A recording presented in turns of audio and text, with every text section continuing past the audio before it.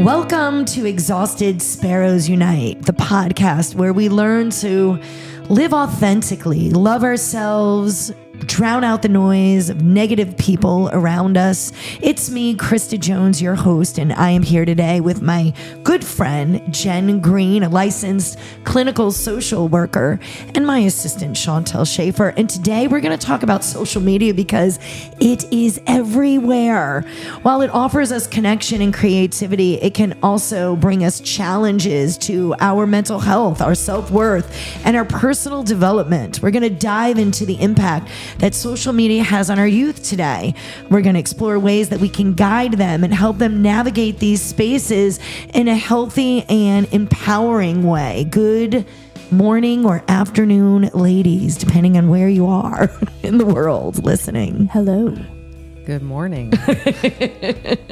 So let's dive right in. Social media. I mean, I said to Chantel a couple weeks ago, we really could have like a 15-part series on social media because it is just that bad or that good. I mean, it has good and bad to it, but there's just so much to it. I feel it's just really hard to encompass all of it into one podcast. So we kind of decided we're going to focus a little bit on youth today because, you know, we, the three of us, even Chantel, who is slightly younger than Jen and I, just slightly, all of us at least started our childhood without social media.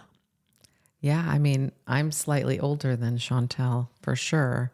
And, you know, we didn't have access to any kind of technology like that until we were well into adulthood. So it's really a whole new realm of technology for those of us in my generation for sure. Yeah, I entered my preteens, maybe early teens with the AOL dial-up and the messenger. So I kind of grew with it. Yeah. Do you remember the days when we used to have to stay on the phone and it would ring? Like it was like like to connect you to the internet. You may not remember that. You kind of remember the dial-up. When somebody would pick up the phone while trying to connect to the internet and it was like, no, you're disrupting my connection. Right. So you were around for all that. But you know, I have to say I love those days because if Sally did not invite me to a party, I didn't know. Right. There were not pictures immediately as the party was happening.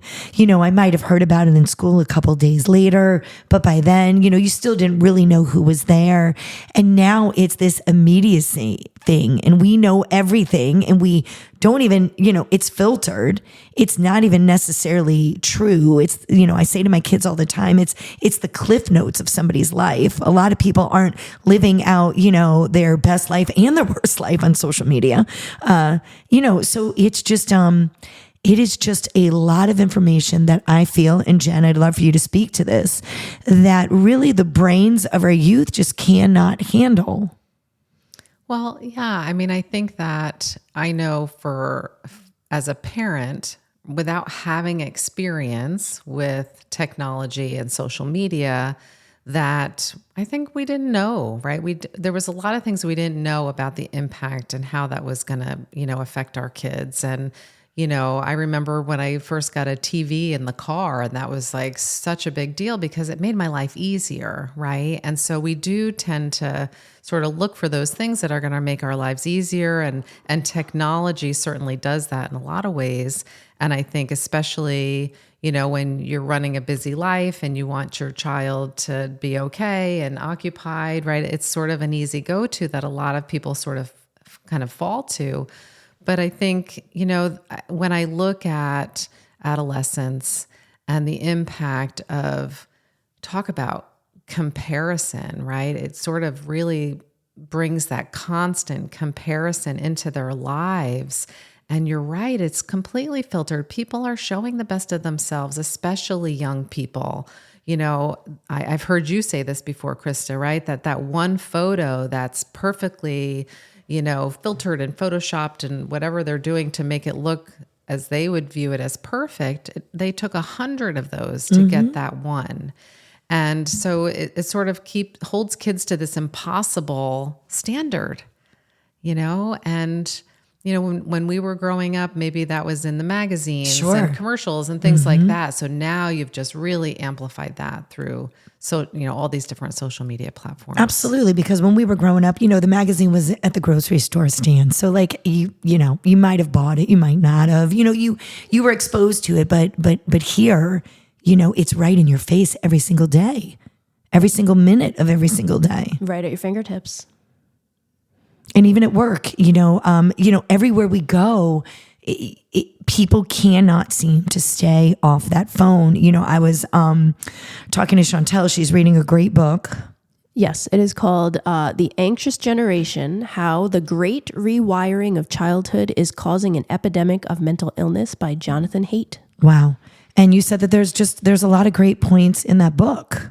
It's kind of scary being a parent raising a young child and knowing the pressures of providing them with a phone and technology and social media so they don't feel left out, which is, Jen and I talked about briefly before we started recording, and weighing that against their mental health and their self-worth and their well-being. It's eye-opening. Yeah. And like you said, Jen, we kind of grew up as it was happening to our children. So we didn't have all this research and this background stuff. And, but now you see all this stuff coming out, and you, as a licensed clinical social worker, you deal with this on an everyday basis. Yeah. I mean, I think that, so many kids are not only struggling with the things they're missing out on because they're using technology, because they're on their phones, because they're for some kids, so much of their lives is invested in social media. And so I think it's tough for parents to help their kids sort of balance those things, right? Where they don't want to be completely left out of the conversation with their peers, right? But we want them to also be getting something other than what they're seeing on TikTok or Instagram and things like that. And so I think one of the best things that parents can do is to be checking in and talking to their kids about it, right?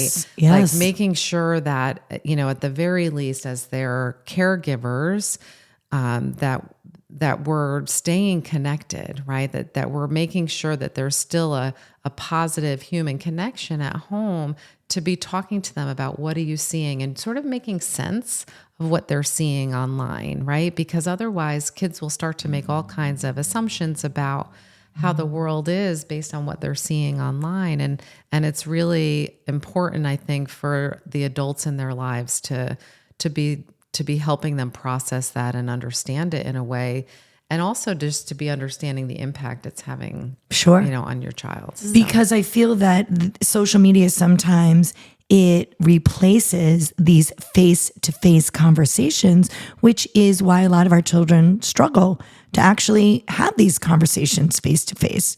Everything that they're doing is, behind a keyboard, and that's completely different. It is. Well, we're way more brave. I mean, this is true of anybody. We're way more brave when it's behind a keyboard. Absolutely. Than we are having a conversation in person. And I really think that kids are missing some really essential skills. And I spend a lot of time in my practice with my adolescent clients and even my adult clients about how to effectively communicate with other people.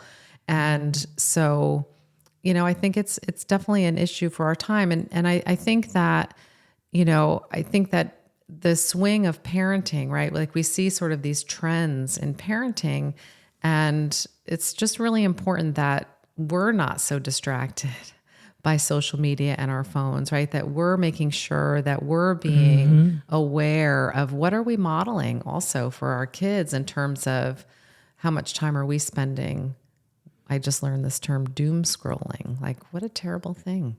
Have you heard? No. Doom scrolling. That's a terrible word. And so what exactly does that mean? What's the definition of that? Well, the way I've interpreted that to mean is sort of, when we're on social media, these algorithms are feeding us more of what we want or more of what we're sort of clicking on, right? And so, that the doom scrolling is sort of like, I don't know, the election comes to mind, right? Like what stories are we being given about the fate of the world, depending on what candidate, wins the election. And, Sure. and so, it just gives us more and more and more of that negativity. And I think that can happen in lots of different arenas, not just political elections, right? But like where we're just being sort of fed this negative information. And then the more we click on that, the more we read it, the more we get. And I don't know if I'm guessing you've experienced this too. It's like you get on your phone and you look up and an hour has passed.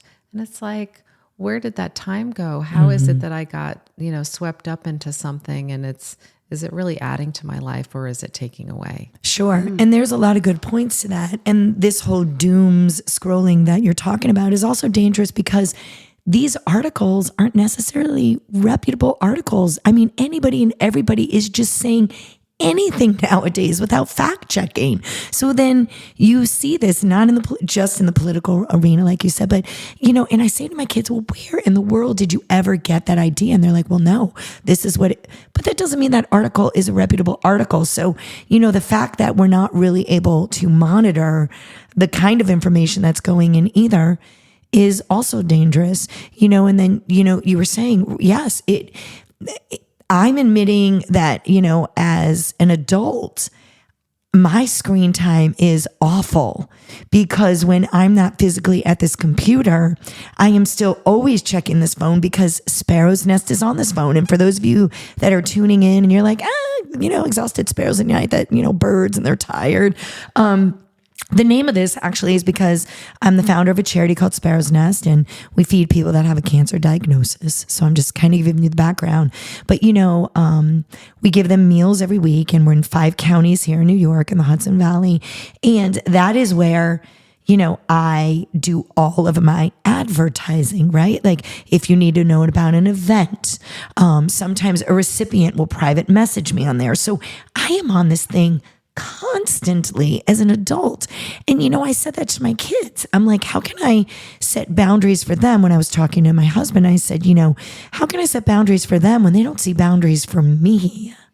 Yeah, it's super important what we're modeling and having that self-awareness of what are we modeling for our kids. And what you're missing out on, right? If you're scrolling in bed when you're supposed to be chatting with your partner or, having a good dinner, a nice dinner with your family and you're on the phone, you're missing out on all of these things that you're just never going to get back. Yeah. But that's the world we live in. Yeah. So help us, Jennifer Green. Oh gosh, help the us. Pressure. I'm feeling the pressure over here. But let's continue. There's a few more things like cyberbullying with children is also a very big thing with our youth. There's so much awareness of it. One would think that we would be better with it. But what do you think? Do you think that is the case, or do you think that that's just another avenue that these children, because other children are behind a screen, are really able to say some awful things? Well, yeah. I mean, I think that, when you think back to before kids had phones, bullying was still obviously a thing, right? I mean, it's been around probably forever. And, but when you came home, it ended, right? Unless you got a phone call on the landline, right? Yeah. From a mother of Jimmy. Right. Who wanted to talk to you about smacking him with a peanut butter and jelly sandwich when you were in 3rd grade. I'm so sorry, Jimmy. Oh, go my. ahead. It's not true. We might need to. It's not even a true story. I don't know it, Jimmy. Go ahead. But now for these kids, those things continue, right? It's how many people are sharing, this embarrassing moment that somebody caught on video. That's a good point. And then so these kids get no escape from that when they get home. Sometimes there's, it's even getting amplified. And so again, like this idea of it's really easy to say something about somebody or to bully somebody from behind a screen than to do it in person. And so again, it's the adults have to be dialed in to understand what's going on. And the schools have responsibilities around this as well in terms of, what is happening even outside of school. Right. So there's, I having worked in a school before, there are things that the state has put in place with schools around these kinds of things, but it can be really, really difficult to monitor. And oftentimes, even when there's sort of corrective action taken after these things happen, the impact of it has already been felt. Yes. And that it does stay with kids, that it's a tough thing for them to navigate. So social media, comparison, right? And how it affects our self-esteem and distraction from real life connections. There's cyberbullying. And there really is a thing called FOMO. This fear of missing out, right? It's seeing people doing fun and interesting things, and then it leads, I think, to feelings of isolation or jealousy, on many of our youth when they're, seeing others doing things or being invited to events and things they're not included in, right? Yeah. I mean, and like you, at the start of this segment, when you said, right, that they're aware immediately that they weren't invited to an event or people are leaving them out of something, and so, I don't think that there's any sort of easy solution to any of it. I think that, as Chantel was saying, right, like really as a parent, limiting the exposure as much as you can, talking to your kids about it, making sure that, you're checking in with what are they believing as a result, right? Like, I think you made a great point about, I have a joke in my house with my kids, like, oh, it must be true because they saw it on TikTok. But it is, it's sort of my way in a humorous way of saying to them, you have to use your critical thinking skills. You have to look at that and dig a little deeper before you just believe it right away, right? And even to, be looking at what are our kids believing about themselves from what they're seeing on social media, and to try to make sure that we're talking to kids about what that is. Yeah. Right. And they associate, I feel sometimes, their self-worth to the likes they get on a picture, right? Yeah. The mental health, issues just surrounding that. And I don't know where we go. But something I try to have my children do. They're older now, but when they were, teens, I tried to also watch the influencers that they were following, right? Because there are a lot of great influencers out there that are all about kindness and, food that you can make and, like all these great fun things. So I tried to make sure that they had some of that in the stuff that, that they were scrolling through and people that they were following, because, it's not all bad.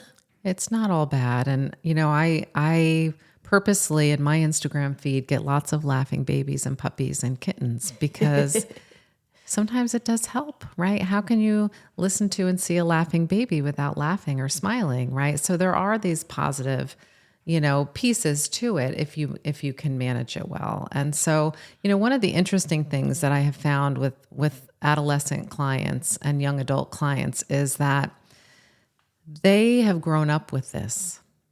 And for even when it is also a challenge for them, I hear them saying to me, I'm not going to let my kids have a phone as young as I had a phone.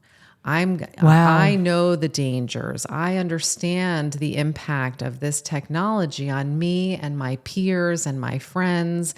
I see my younger siblings who got it earlier than me. So I think that, I'm hopeful, right? That because they've experienced it differently than we did as their parents, that they're going to be wiser about it, that they're going to set limits maybe that we didn't know we needed to set. So I'm hopeful. I'm hopeful that the next generation, as they're raising kids, have a little bit more information about how do we protect kids, Sure.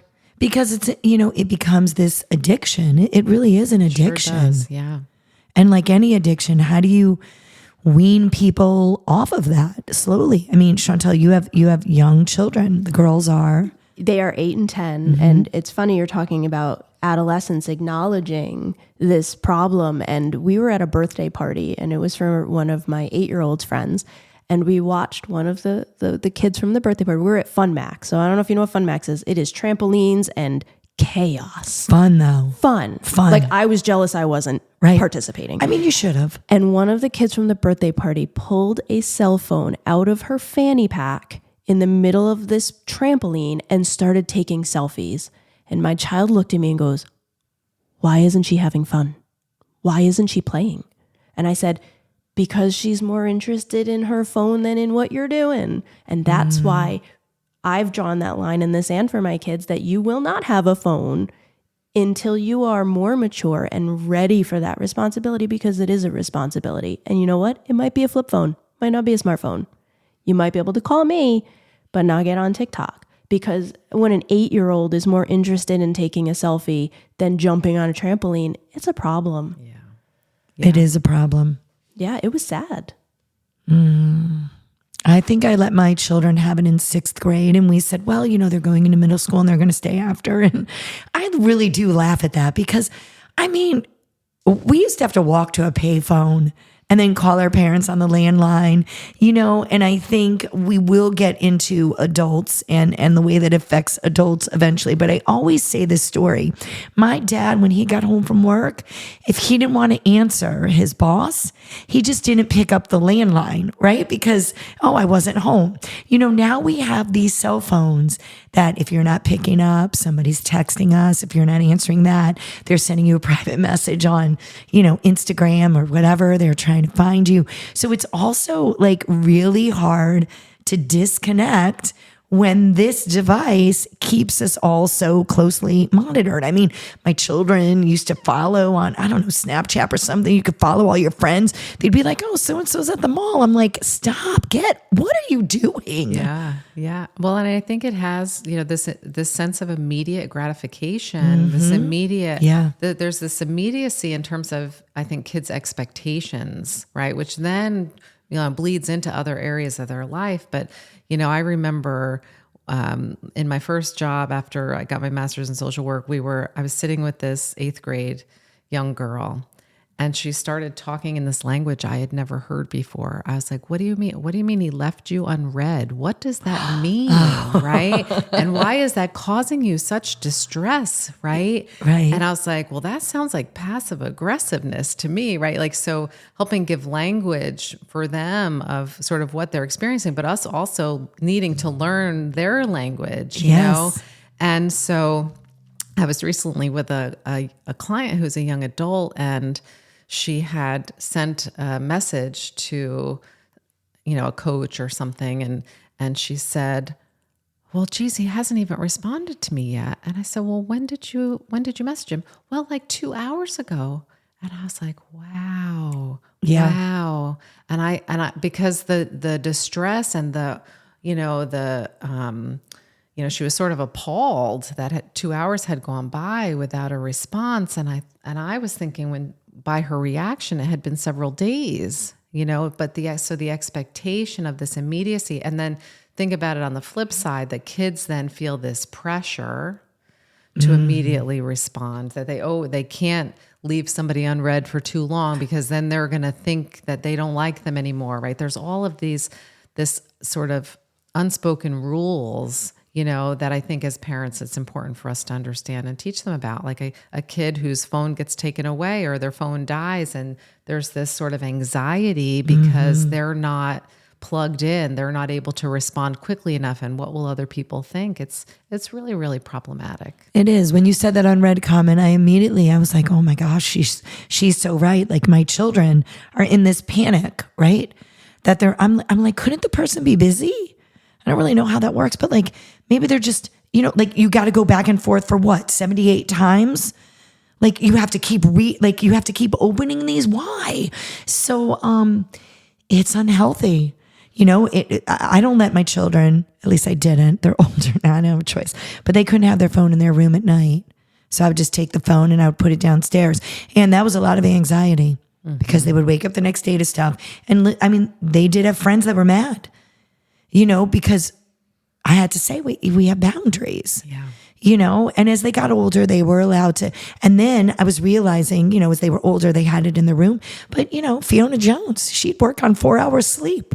I'd be like, why are you exhausted? Well, she'd be up until 2 on the phone, which is now affecting, your entire next day. It's affecting your schoolwork when you're going to school. Like, it's affecting your attitude.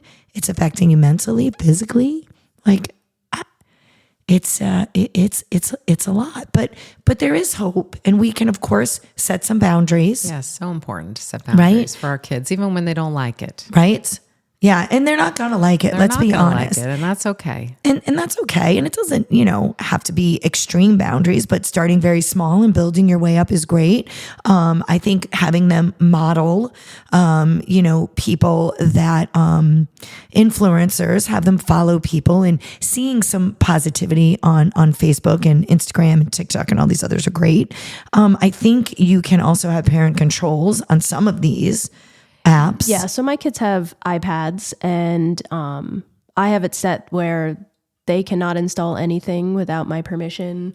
And they, for me, ours is you don't get it until 6:45, and all of your stuff has to be done, and you only have it for that hour before bedtime. Mm-hmm. There's times where my kids will come home from school and the iPad will start ringing, and they're like, "Oh, somebody's calling." I'm like, "Okay, it is not your time for your iPad. Go outside, eat some dirt, play, have fun, make drink from the hose." Yes. Like, I'm a big believer in, you need to be playing, you need to be problem solving and making connections.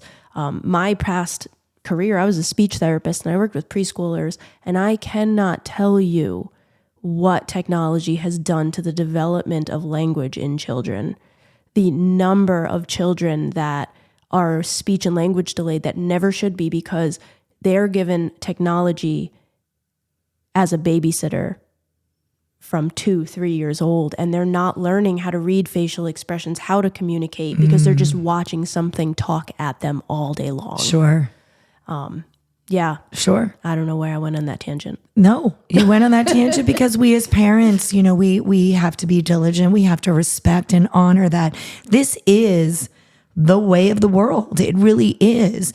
And we can certainly, find a balance with that for these kids. We have to give them some of these freedoms, but, we should be checking in, like you said earlier, Jen, just taking an hour and sitting at the dinner table. And, we used to do that at my dinner table. I used to say, tell me your best and your worst. So every day they would tell me their best. And I was like, and if you don't have a worst, that's fine, but there has to be a best. Mm-hmm. So we would do that at the dinner table, just engaging with them and showing them that you care too, because we want our children to still have that one-on-one connection with us, because we don't want them taking any of their issues and their struggles and their problems, and we don't want them throwing that out there in the social media world for their friends to solve and for everybody to weigh in on. We still want them to have that one-on-one communication with us so that we can help guide them through things that are going on in their life. So, social media is here to stay. I think it's just really about figuring out what your boundaries are for your children, and to keep reinforcing how beautiful and uniquely made they are and how worthy they are. I could cry, but I think so many kids don't feel that. And it's our job as adults to just keep pouring into them how loved they are and how, the real world is in front of their eyes. It's not on a screen. Absolutely. I couldn't have said it better myself. So do you have any parting words then, or those were our parting words? I think those are great parting words, Krista. Well then, ladies and gentlemen, we're going to wrap it for today. In a world that is constantly online, it's up to us to help guide our youth. We know that it's there, and we know that we may not be able to get rid of it, but how are we going to help reinforce to our children that they are loved and that they are worthy? We need open conversations with them. We need to promote in them their own self-worth. We need to equip them with tools so that they're able to navigate these spaces wisely. And more than ever, we just need to let them know they're loved. Until next time, be kind to yourself and to each other.